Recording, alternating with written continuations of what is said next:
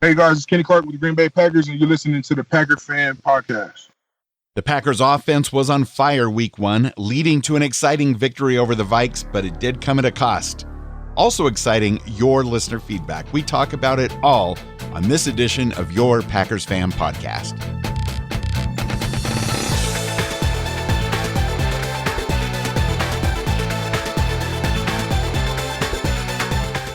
Welcome back, everybody. I'm Scott Clark from the Gaming Outsider Podcast, and boy, nothing feels better than starting out the season with a divisional win and a 1-0 record. How about you, Wayne?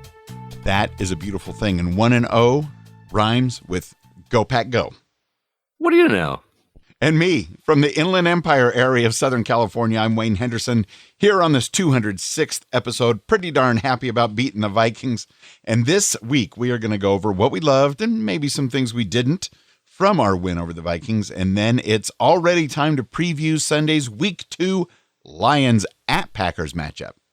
And I've also got my keys to a Packers victory over those pesky Lions. We've also got the weekly Facebook and Twitter poll results to share with you, as well as all of your great listener voicemails, emails, and comments from social media. Let's go ahead and kick things off with some highlights from the Packers victory in Minnesota. And man, doesn't it feel cool to just have like a nice long list of highlights instead of a short list and a long list of lowlights? This is great. Let's start at the easy place with Aaron Rodgers and Davante Adams. What a duo. People were a little bit worried about Rodgers, saying they're losing his gusto. This sure felt like him saying, no, man, I got this. And it was awesome. I tell you, those connections felt great.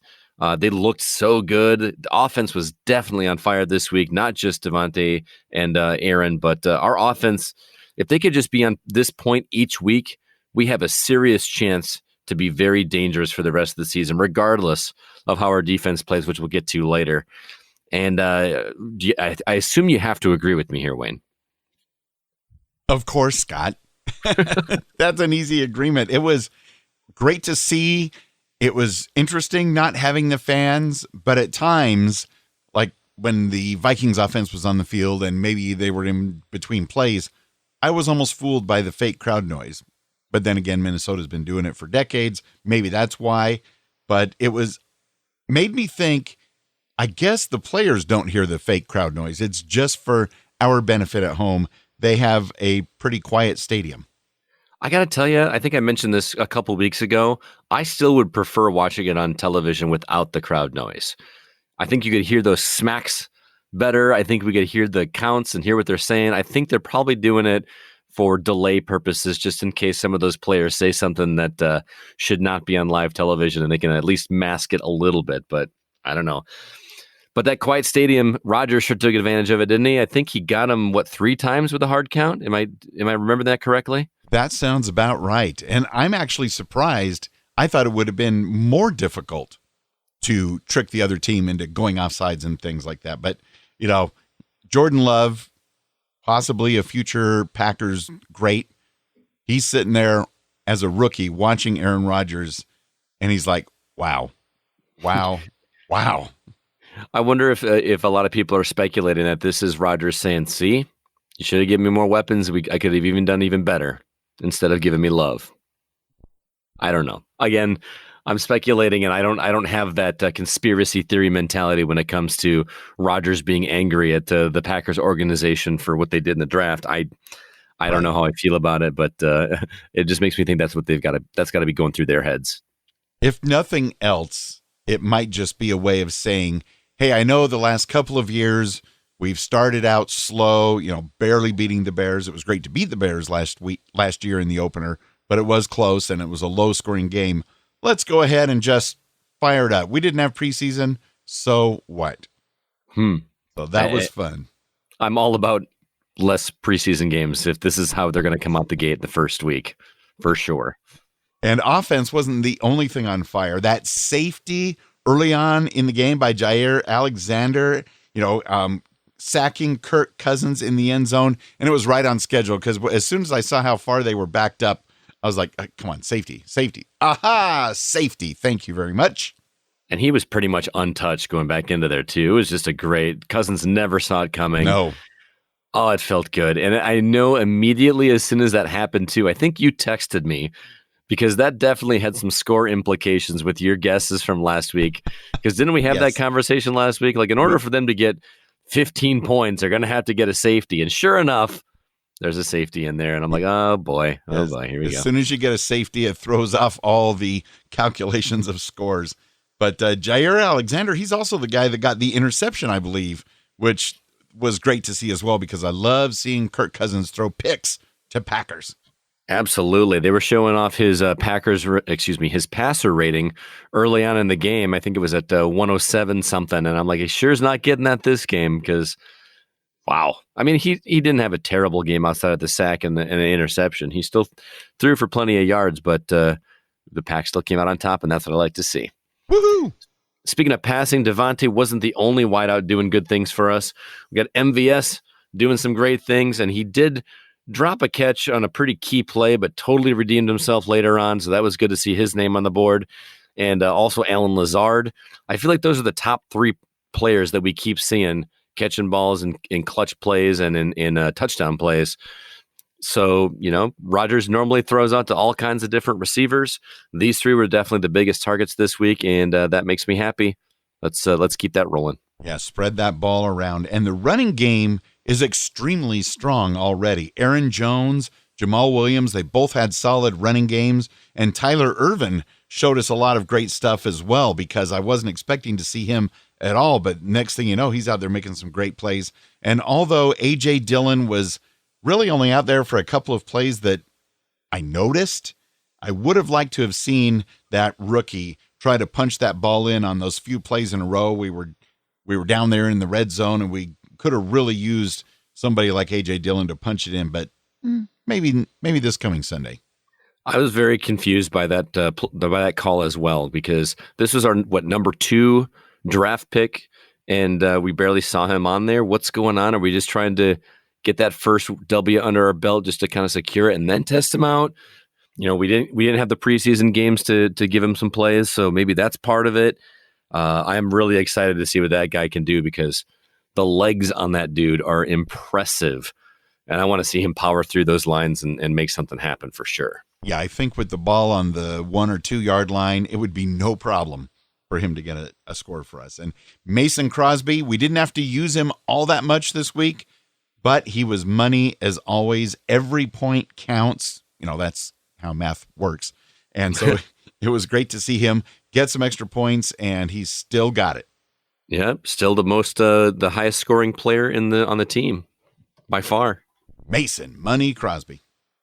Well, we'd be remiss if we didn't mention some lowlights. Thankfully, they are few and far between this week, but the biggest news is the injuries. Week 1, and we've already got some. Unfortunately, Kenny Clark suffered a groin injury, and its immediate effect on the Packers defense in that game.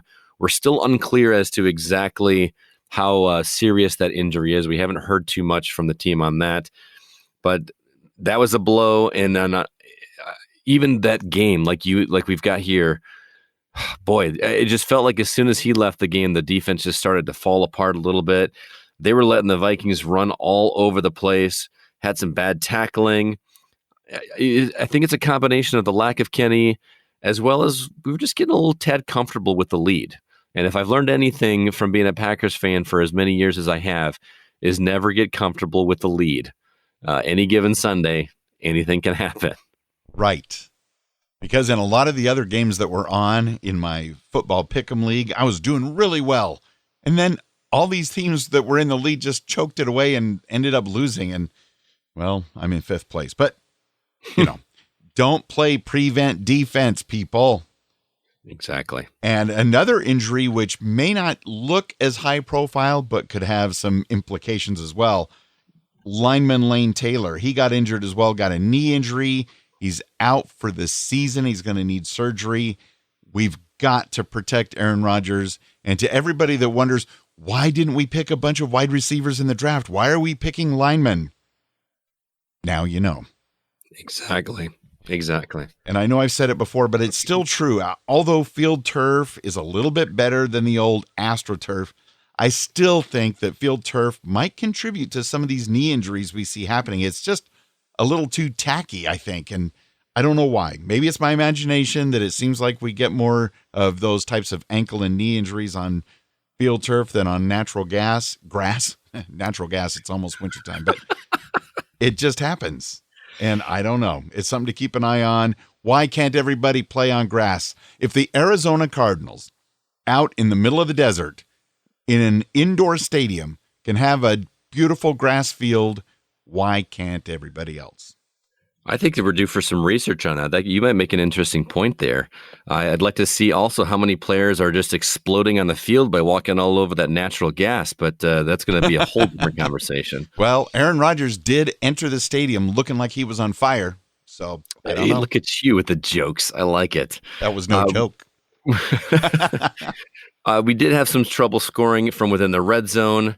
Speaking of early on in the game, LaFleur did make a call to go for it on fourth down. I'm not sure how I felt about that early in the game, especially being behind by as many points as we were. Granted, it didn't matter in this game, but that could have been 3 easy points.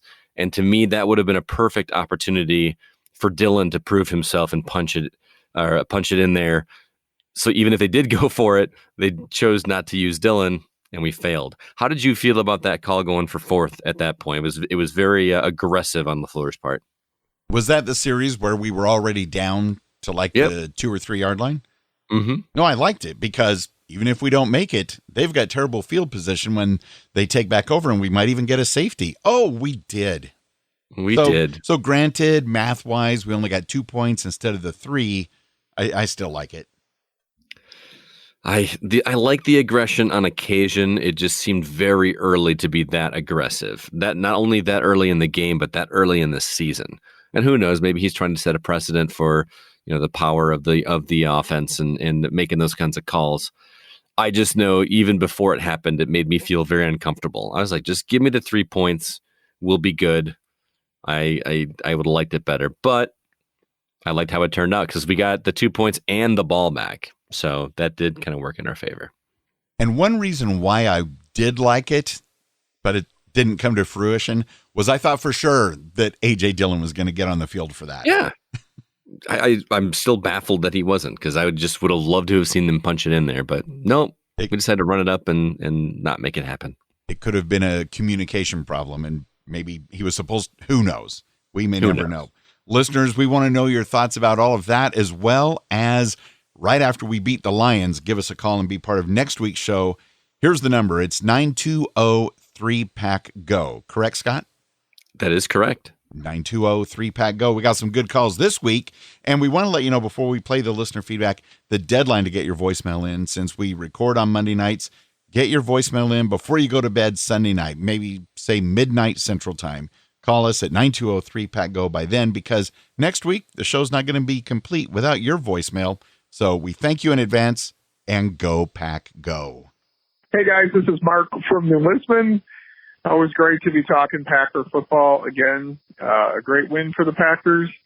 Winning a divisional game on the road is fantastic against a rivalry and probably our number one opponent in the division, our number one competitor. So just a great win. It feels good. It'll definitely make Monday better at work. I can start with Aaron Rodgers. He was just fantastic. This was like vintage Aaron Rodgers. All this talk about not getting him enough weapons. Well, if Brett Favre could make Bill Schrader good, I think Rodgers is going to do fine with his receivers. Considering there was no preseason, what a clean game. No turnovers, limited amount of penalties. I think that just speaks volumes for the fact that we really don't need a preseason. We certainly don't need 4 games. 1 or 2 games should be plenty. Kudos to the Packers for not turning the ball over and keeping the penalties down. Personnel-wise, it was a little scary to see Kenny Clark, because if he's not the most valuable player after Aaron Rodgers, he's right up there. So hopefully the groin injury or whatever it was is not serious. We definitely need him on a pretty undermanned defensive line. So our secondary, I think, is just elite. I think the Smith brothers have basically made everybody on the defense better, but we're just so deep in the secondary, and having a pass rush just makes those defensive backs and safeties just that much better. The one negative, I just cringe on offense every time Devontae Adams catches the ball, because I just feel like if he gets hurt, we're just so average in receivers after him. So he's really got to stay healthy, and hopefully he does. But a great win. Go Pack, go. And let's go on to beat Detroit next week. Thanks, guys. Wow, Mark, a lot of information to unpack there, and I'm so glad that you mentioned the clean game that we had. It felt so good. Did we even have a single penalty? I'm trying to remember if we had to have, but it just felt like there was not an overabundance of laundry on the field. Really like to see that. His comment about vintage Aaron Rodgers always throws me for a loop, because it does not feel like Rodgers has been on the team for 15 years. I saw that stat on the screen, which, by the way, they pointed out that he's been on the team as long as Brett Favre was on the Packers. Saw that. Which is an interesting number, and I don't know how to react to that, but he proved that he's still in it to win it, and that was great. Boy, he also mentioned how Monday is always better after a win. This is the same. My boss is a diehard Bears fan, and I texted her after the game, after the Bears won their game, and said, "So, jerseys tomorrow at work?" And she said, "Sure," with a smiley face. I showed up with my jersey. She did not. That's because she probably felt bad, because really the Lions lost that game. Bears didn't really win the game. He made an interesting comment, too, calling Kenny Clark our second most valuable player after Rodgers. And I never considered that, but he's up there. Would you consider him our second most valuable player? I would. Adams? Or? I'm going to agree with Mark that, especially for the defense. But overall, I'd put him at number 2. He needs to be back out there as soon as possible. He's worth every penny. And I don't know anything about groin injuries, how long they take to come back from. But Kenny, we are praying for you. Absolutely. And the last point I want to stress that he mentioned was keeping Devontae healthy. I know we've got MVS and we've got Lazard back there, but he's so right. Without Adams, it just feels like we're just a so-so offense. And I don't mean that to speak disparagingly of the rest of the secondary, but I just feel like there's not any explosive talent after Adams if he were to go down. So yeah, let's keep him healthy as possible. Go Pack, go! Go Pack, go! Hey guys, Andre in LA, week 1. I gotta say, I am very impressed with the NFL production. It looked like a futuristic video game. It was super cool to look. I didn't even realize that it was a empty stadium unless they showed the empty seats. So that was pretty cool looking. My takeaway from week 1 was Aaron Rodgers is still Aaron Rodgers. Man, he was incredible yesterday. Throwing passes on the move. He was very accurate. Good decisions. Devontae Adams, as good as he's been the past couple years, he looked unstoppable yesterday. It was incredible. I know Minnesota had young corners, but still, Michael Van, I can't pronounce the guy's name, but MVS, he had a really big game yesterday.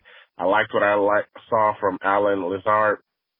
I guess my biggest takeaway from yesterday was it felt like a lot of last year where offensively Aaron Rodgers looks great most of the time. The receivers look great.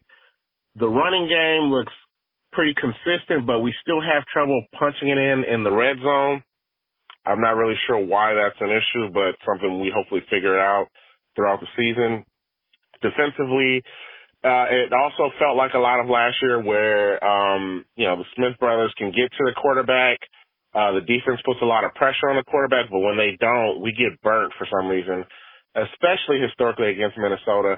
And we still have trouble stopping the run. I know we're not going to be a perfect team, but just things to kind of keep an eye on. Minnesota was able to run the ball pretty consistently at times throughout the game. So it's just something to keep an eye on. Another positive takeaway is I guess there are no more questions about Matt LaFleur. His offense is very creative. It seemed like a lot of receivers were getting open. It seemed like the runs were I guess, very nuanced. I can't think of a better word, but it was a great takeaway from week one. Great way to start the season. I said I hope we start off fast. I really like what I saw, so that's my takeaway from week one. Andre in LA, go Pack, go! Love you guys. Love you too, Andre. Thank you so very much. And go, Pack, go back at you. So good to get your voicemail again. And yeah, the NFL production to present the best possible game without fans and all this other chaos going on. I could see where you could look at it like a futuristic video game for sure. I don't know, man. Have you seen Madden recently? It's starting to look like a not futuristic video game, but a pretty current video game. They're getting pretty nuts with how good those games look. So are you saying there's a chance that maybe we didn't really see the Packers yesterday? Yeah, we were just watching, the commissioner playing Madden. That's what we're... The gaming outsider is on the field. Yes, AR-12 is still AR-12. And like Andre said, Devontae's incredible. Feeling a lot like last year. I can see your point there, especially with having trouble punching it in when we're in the end zone. And it begs the question, why do you think that is? What is the problem with that? Well, I can tell you, we've already mentioned it, but because we're not giving A.J. Dillon a chance. Well, we didn't have him last year. Well, true, but that's why it's still happening, because we didn't have him this week either. Oh, okay. Well, dear Packers, anytime we're in the within the 10-yard line when Detroit comes to town, and the following week when we're in New Orleans, A.J. Dillon, he's ready. Give him the ball. I want to see what he can do. And yes, Andre, we do get burnt when we don't get pressure on the quarterback. But yes, the offense, there were some very creative plays out there. Matt LaFleur, he's going to be a great coach for the Packers. There were some plays, I don't remember them specifically, but I remember a few times where I'm like, let me watch that again. That could have gone wrong if the timing wasn't right, but very, totally. very good to There were see. some of those over-the-shoulder passes that he just gets it in there at the exact right spot with a defender right on his heels. It's just so impressive to see that connection with that much precision, and it was on point this week. Loved it. We also got a voicemail from Megan, who promised that she was going to call, and she followed through. Woohoo! Go Pack, go, baby! I held the phone kind of far away from my face during that cheer because I didn't want to hurt your ears, but that was amazing. It's our win that was golden. I mean, honestly, Devontae is a firecracker. He's everywhere he needs to be, whenever he needs to be there, and he makes it look so easy. And at the end of the day, he's so humble about everything. He's a rock star. And, I think about 3 or 4 years ago, we were playing the former Redskins, and he dropped every ball, and I remember being like, oh my gosh, Butterfingers, why are we playing this guy? He can't catch a ball. And now look at him, and it's hard work, dedication, passion, it all pays off. And whew, that was fun. I think I sat for a total of 45 seconds during the game. I did hit my head once on the ceiling because I jumped so high during the first Devontae touchdown, and it was worth it. This is Megan, by the way. Oh, to see Aaron smiling. He was so happy, and he had every right to be. And, shut those haters up, honestly. And it was in my backyard, which is unfortunate that Green Bay is not my backyard. But to start the season this way, I know, LaFleur was saying after his post-game conference, he's like, it's only one game, da-da-da. Very, very true. But you guys, they deserve a lot of credit. Oh my gosh, I just can't stop smiling. I hope you can hear that in my voice, because start this one with a win on the road against the rivals, division rivals, and we're still on top all day, every day. So I hope they can take this and, a couple of red zone errors and, missed opportunities there, but we did make up for it in other ways. Jair, the silent killer. Oh my gosh. That was so fun, and, I think I said this last year a couple of times, it was very spread out team win. It's it was not Aaron Rodgers does 100% of everything. It was like everyone got a little bit of everything. Lazard, MVS, it was so cool to see MVS get the TD after that miss, a couple misses, and he was clearly upset about it, and then he came back and got the TD. Same with Lazard when he almost ran it in, and then whatever, the flat-footed thing caught him up like a 7-yard line, and then he got the next one, and I'm so happy to be a Packer fan. I'm sleeping in my Rodgers jersey again.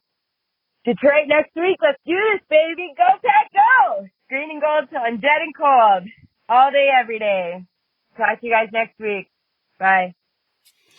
My absolute favorite thing about getting a voicemail from Megan is that she remembers halfway through her message to tell us who she is. Oh, by the way, this is Meg. And then just keeps on going like she didn't even stop. I love it. Also, whoever is watching the game with Megan, if you are listening to this podcast, please, the next time that the Packers are in the red zone, I need you to pull out your phone, put it on video, and take a video so that we can get a video of Megan's reaction when Green Bay scores, because I feel like that needs to be a highlight on our Facebook page or something. She hit her head on the ceiling. Wow. How tall are you, first off, and how high are you jumping? I really want to know those details.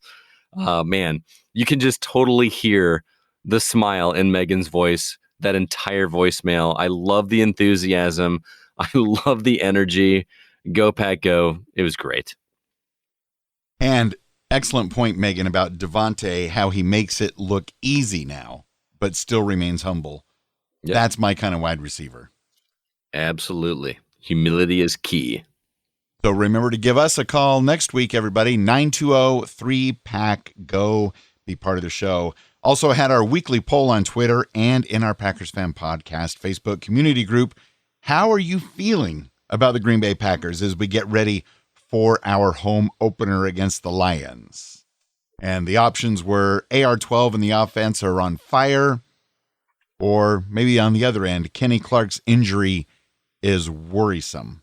So before you see the write-in vote, which of those two? Are you more excited about the offense being on fire or more worried about Kenny Clark's injury?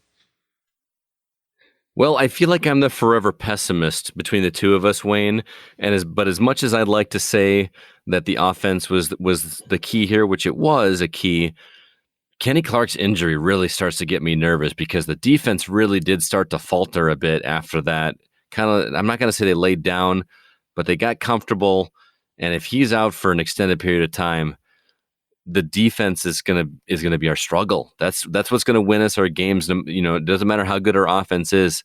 If the defense doesn't keep the other team from scoring points, then we're going to have problems. What do you think? But at the same time, looking at it with the glass half full, even though that is worrisome, it just means Aaron Rodgers and Devontae and gang are just going to have to score even more points. True. My worry is that, we had a great week one. We had a great several beginning weeks of the season last year, right? And I want to see this Packers all season, not just week one, not just not till the bye. We need this kind of consistency, this kind of playing all season long. And we got this under our belt, but we got a long road ahead of us, and we need to keep that momentum going. Well, the results are in, and 54% of the voters said that they are super excited because AR-12 and the offense are on fire. And 43%, so it was pretty close to in the middle, Kenny Clark's injury is worrisome. And we got a great write-in vote that got 3%. Probably would have gotten more if I would have listed it instead of waiting for somebody to write it in. Lane Taylor's injury got 3% of the vote. I'm surprised it only got 3%. Granted, it was a write-in vote there, but the AR-12 and the offense doesn't do a whole lot of good if AR-12 gets sacked and potentially injured. So Lane Taylor's injury could be a bigger blow for us than we're even letting on right now. Time will tell. I'm just glad we've got a few more linemen, and hopefully even the rookies can play up to their potential right away because we need them. Well, let's go ahead and move into some emails because we got quite a few this week. First one comes from Stephen V. He says, checking in from Palace Park, Illinois, back from going out for my birthday dinner a night early. Packers win the game 43-34 over Minnesota Vikings. Wasn't able to watch or listen to the game, as for some reason I couldn't even get the radio broadcast with Wayne and Larry. Wayne and Scott, you had some good ideas for your bet. Would you know songs from singers that would play oldie classics hits like Elvis Presley, Roy Orbison, Simon and Garfunkel, Billy Joel, or Elton John? Or how about even newer artists like Justin Bieber? I don't know. I like the idea of hearing Wayne sing Justin Bieber lyrics, but he goes on to say, I like the sound of trying to hear Scott sing Simon and Garfunkel because there's some good singing there. Come on, darkness, my old friend. I got it, man.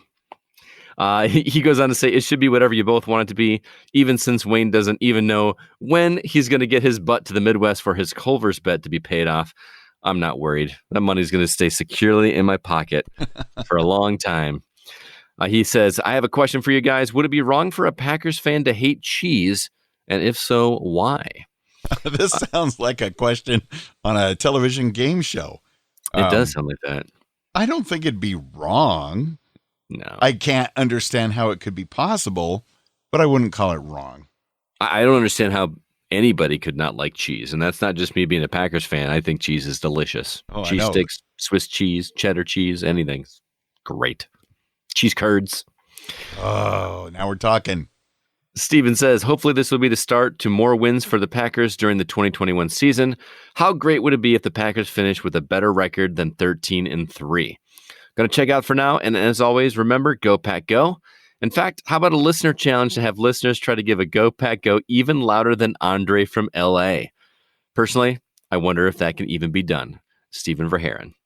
I like that. That's a challenge. That is a challenge. Have a little competition, like string them all together, all the best Go Pack Goes. Yeah, let's hear it from you. 920-3-PACK-GO to call in with your message and your Go Pack Go. Hello, Wayne and Scott. This is Caleb, Kathy, and of course, Roy Fisher. Boy, what a game we had. We are finally happy to see the Packers on the field again. Fantastic to see Devontae Adams, Alan Lazard, and MVS back and scoring touchdowns. Amen to that. Amen to that. We're also happy to see Aaron Jones doing well again, and we hope Lane Taylor and Kenny Clark will be okay. To wrap up, all we can say is go Pack Go and bleed green and gold till dead and cold, and we will be Packers fans forever. Caleb, Kathy, and Roy Fisher. Thank you so much for that, Caleb. And in the Packers Fan Podcast Facebook community group, as well as on our page, some fantastic feedback as well. Janelle says Rodgers is going to be dangerous with those hard counts with no one in the stadiums. He got the Vikings 3 times. Also, anyone who said that he was washed up can go look at those beautiful stats he had today. He was throwing dimes all over the place. If Pettin hadn't gone into prevent defense, we would have won this one 43-18. Go Pack Go. Absolutely. I have to agree on that one. Brett Connor in the UK said, awesome game from AR-12 and the offense. Was nice to see the trust Rodgers had for MVS, still targeting him after a couple of drop passes. Defense showed splashes of class as well, even though I do question the allowing of 34 points. However, a win is a win. On to the lines next week. Go Pack Go. Also, Steofan says, I hope Kenny Clark is okay. That dude holds down the defense, and we need him in the lineup. Great game, and way to start the season. Go Pack Go. And Sir Troy Heinrichs chiming in. 30 points given up by the defense, even in garbage time, shows a lack of discipline. I could hear the frustration in his voice. Just because it's a blowout doesn't mean you play at only 80%. He is absolutely right. Keep it going till the end of the whistle. And then beyond. Yeah, for sure. Dictus in the Netherlands shared that a Dutch American football website asked me to send in some fan content on the upcoming Green Bay Packers season. So he did just that, plus a bit more. The article is in Dutch, but you can probably get the gist of it. We will be a better team, but the record will regress a bit, 10-6, Kings of the North, and we're going to the Super Bowl. There is a link for that in the Packers Fan Podcast Facebook community group and in our show notes at PackersFanPodcast.com. And I love the sound of that, Dictus. Going to the Super Bowl. It's just a matter of who we're going to be playing against. Time will tell. Jared Mancini-Kerr says, guys, over 40 points and 500-plus yards of offense. Talk about silencing the critics. And Aaron Peterson echoed that sentiment by saying Rodgers looked better than he has in a long time. And I think we all have to agree. Peter Allison in the UK says, that was the Rodgers I know and love. The whole O was phenomenal. And for the first time in a while, a game without a heart attack. Never had one because you could see from the off that we looked good. Okay, we drifted like a fart in the wind on our first 2 drives, but we moved the ball well between the 10s. Vikings had no answer for the tandem of backs. Rodgers was surgical and the play calling sublime. I love the metaphor there. Very nice, Peter. The less said about the D, the better. A game of 2 halves and the loss of Clark hurt us, but they looked good at spells. They need to buckle up, but with the O playing that well, they don't need too much for us to win. Some other comments. I'm happy with the win, but we have lacked consistency for a long time now, so need to see more of that before I'm getting too excited. Go Pack Go. Good to have the game back and listen to this podcast once again. Thank you so much for the comments there. We do appreciate it. If you would like to join the discussion yourself, you can do so by joining the Packers Fan Podcast Facebook community and be a part of that over at packerscommunity.com. It'll give you all the links. Trust me, you won't be disappointed. Head over there right away. All you have to do is answer 3 super easy questions and we'll let you in. It's just our way of making sure you're not some Vikings or Bears spy or something like that. Right? Okay. Absolutely. Now, the Lions are coming to town. The Lions are coming to town. Your 1-0 Green Bay Packers are home this week to host the 0-1 Detroit Lions Sunday, September 20th at 12 noon Central. This will be Green Bay's home opener at an empty Lambeau Field. Lambeau Field should never be empty. It just seems wrong, doesn't it, Scott? Absolutely. I mean, there should be people in there even when a game isn't going on, just like hanging out, talking about Packers. Kind of like an Apple store or a Starbucks, something like that, yeah. How long have these two teams been playing each other, you might be asking? They first met in 1930 when the Lions were known as the Portsmouth Spartans from Portsmouth, Ohio. That was a long time ago, and we've been division rivals since 1933. And of course, and I know you're snickering because I say of course, the Packers lead the all-time series over the Lions, 102 wins to 72 losses. Somehow, over that stretch of time, 7 ties.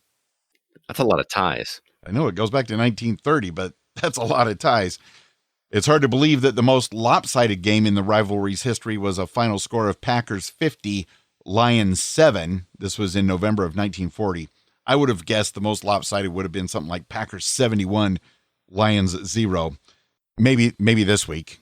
I'm wondering if the actual biggest difference in score here would have been led by the Lions if you would have actually shown us that stat. I'm gonna go on a limb and say no. How dare you, Scotty Clark? Wow. The weather, because it is going to be played outside, as football should be. Looks like it's going to be a super nice day for football. About 65 degrees Fahrenheit at Lambeau Field. That's 18 degrees Celsius under mostly cloudy skies. And now, over to Scott Clark for his keys to a Packers victory. Scott? Well, I'm here with Wayne Henderson with the keys to the Packers victory of the Lions this week. First off, in order for us to go 2-0, we need to take advantage of the empty stadium instead of suffering from it. The Vikings proved this week that the lack of home crowd support plays a factor. So this week, we're on the downside without the fans there to cheer them on. However, rather than let it beat them, they should take advantage. Rodgers won't need to quiet the crowd on offense, and he's got a better advantage to get the defense to jump and possibly provide us some free plays. So let's go ahead and make lemonade out of lemons without the fans being there. Secondly, we got to tighten up that defense. The losses of Taylor and possibly Clark are a huge blow considering their performance in the final act of last week's game.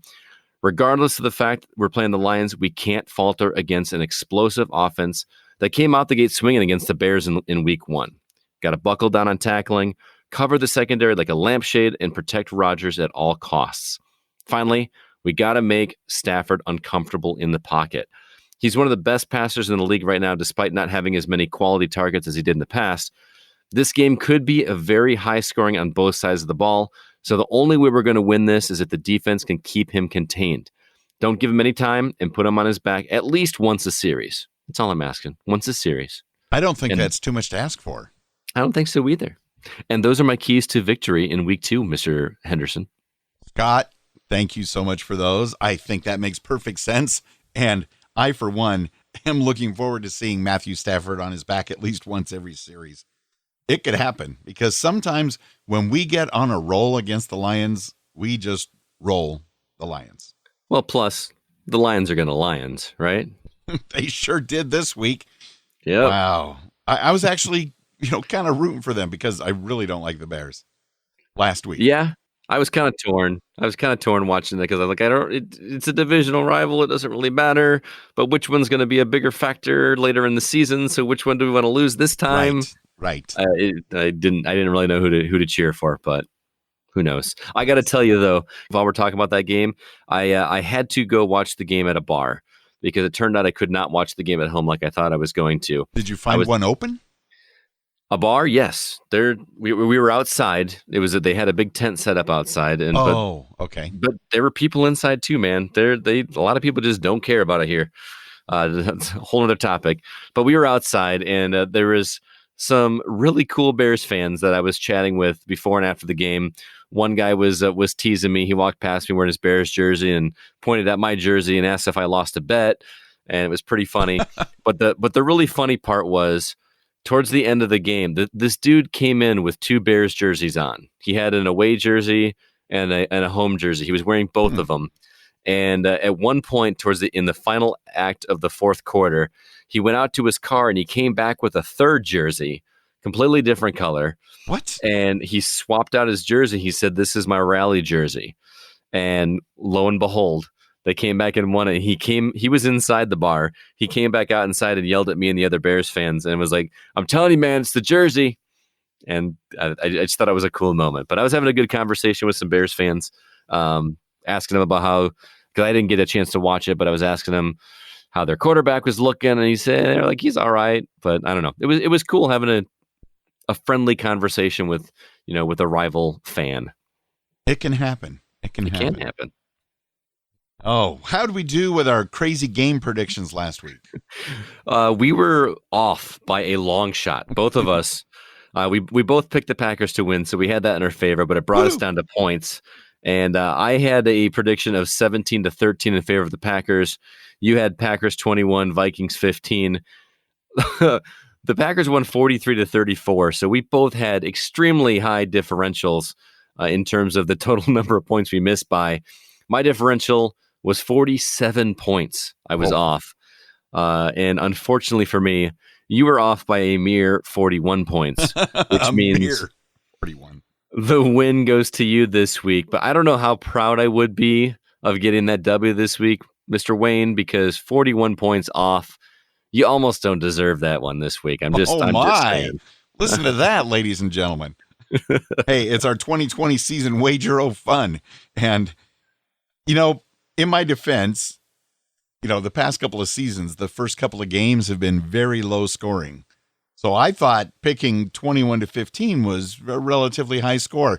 Who would have thought that the final score is actually even more than our two guesses combined?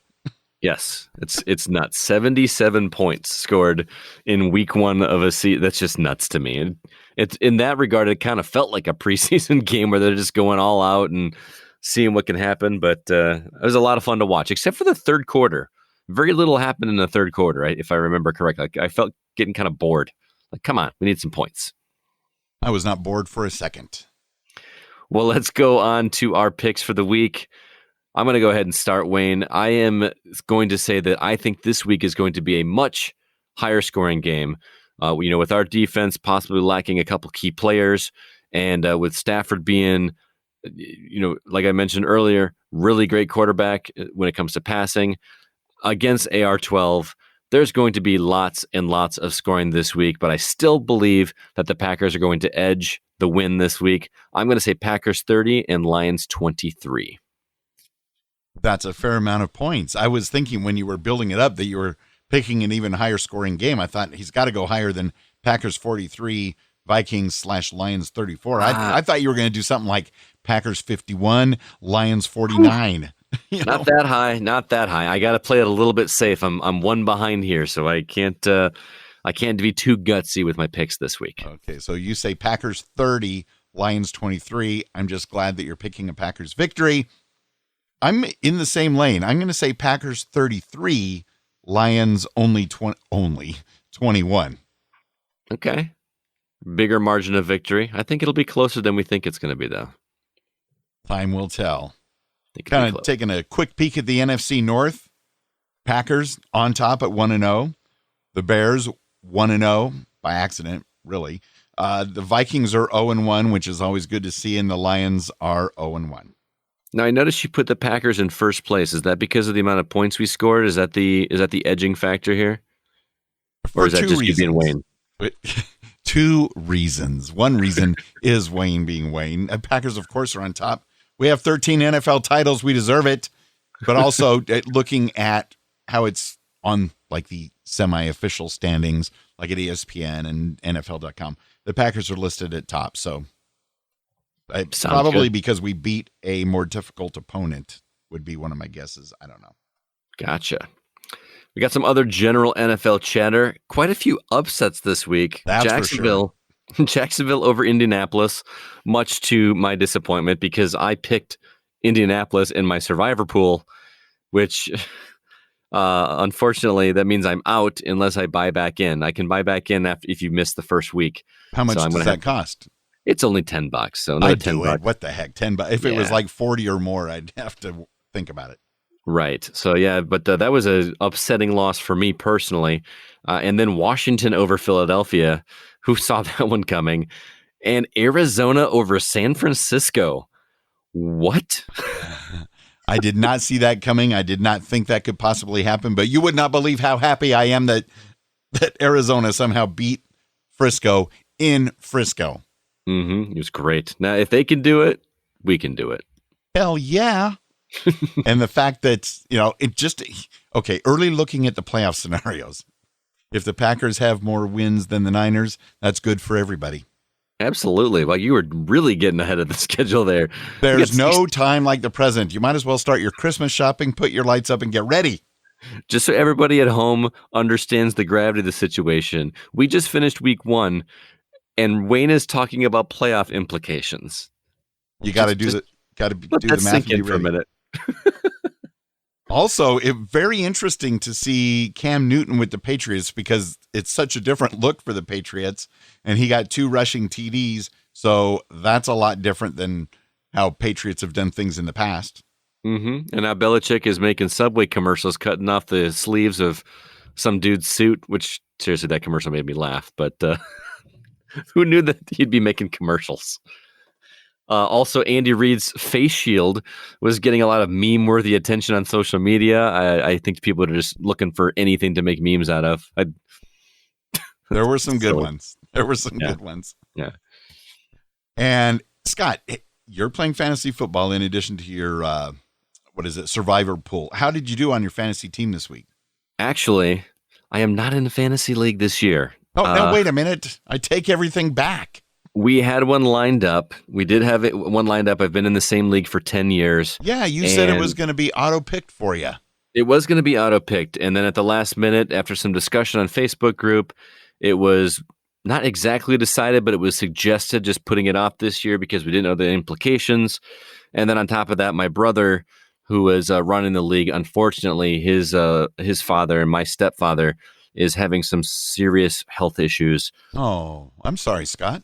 No, I appreciate it. We're in the process of trying to get him moved up here to Rockford so that we can take care of him. So that added stress this past week kind of added to the pushing away of the draft. So for the first time in over a decade, I am not in a fantasy football league this year, but all the more reason to go ahead and drop another $10 on my survivor pool. So I'm doing something. But I got to tell you, Wayne, it was kind of liberating. I know that sounds crazy. I was not checking my scores throughout the game. I was not worried about if another player on the opposing team was scoring or not. I just was able to just sit and enjoy the game and worry about the game and not worrying about other scores. So I'm really not sure what to do with that, but it was kind of liberating for at least 1 week.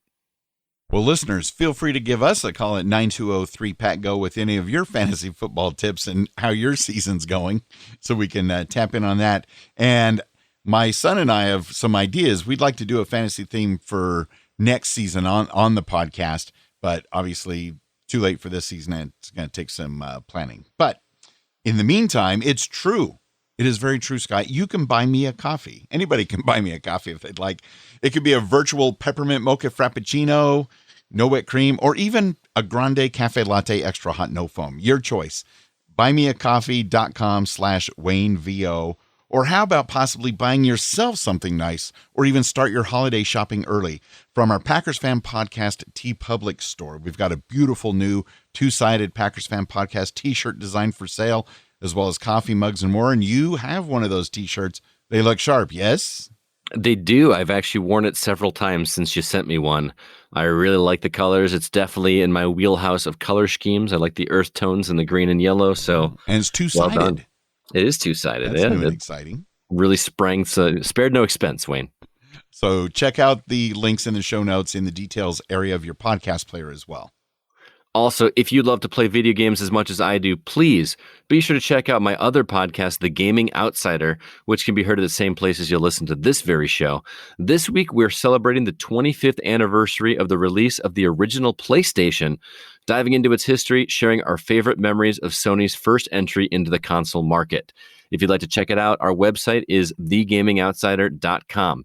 Also, while you're at the site, you may want to check out the Gaming Outsider Go Shop for our new handmade Packers Fan Podcast masks. They are now officially available. I got about 20 of them sitting here, regular size, extra large size. Sold a couple already.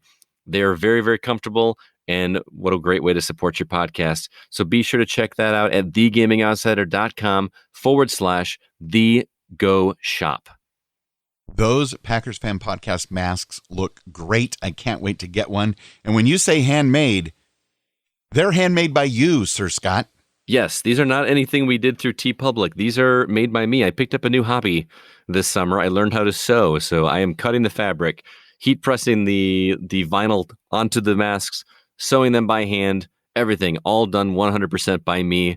So you get a little something made by Scott Clark.